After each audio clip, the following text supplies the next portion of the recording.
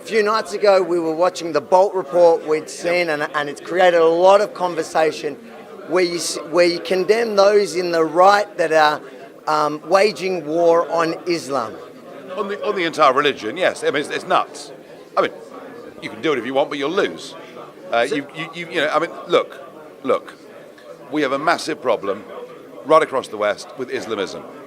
I could take you right now to parts of Paris, parts of Brussels that are now unrecognisable as Western cities. I've been there and I've seen it. I've served in the Middle East and I understand what you're talking about. Yeah. I guess what people are asking is, the only reason we're not going to get into that battle is because we're going to lose, or because it's wrong? Morally it's wrong and we're going to lose. Look, the vast majority of Muslims living in Western countries are settled, are integrating.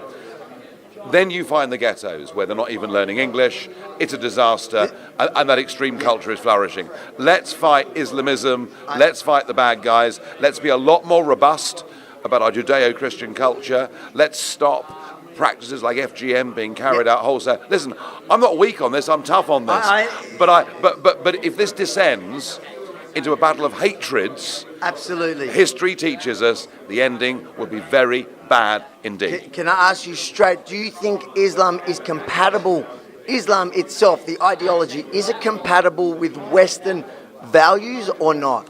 Is the Old Testament compatible with Western values? I mean, you could ask that question, actually, of every religion. It is, of course, about interpretation. Absolutely, I agree. There are latter parts of the Quran that are troubling, but do you know something?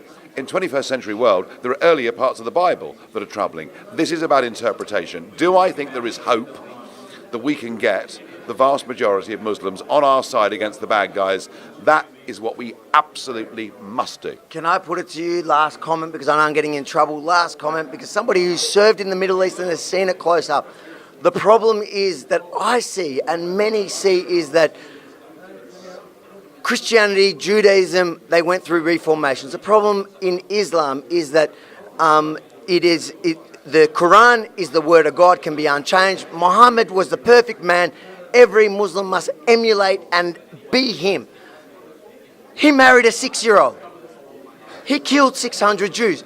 How do we reform that when they say he is the perfect man? He's not Jesus. I think there is a strong argument for reformation to go on within that religion. I wouldn't argue against that at all.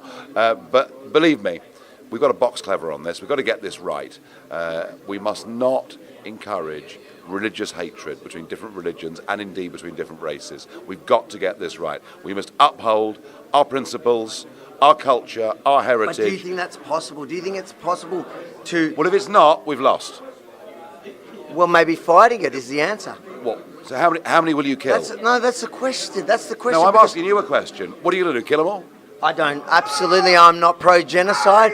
I personally believe that when you say moderate Islam, often I hear you talk about the moderates.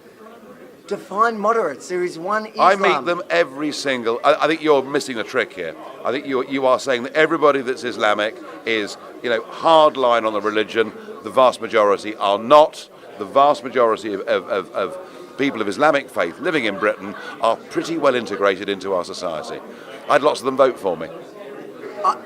And I would argue they're not Muslim. They're Muslim by identifying as Muslim, like I identify as a Jew.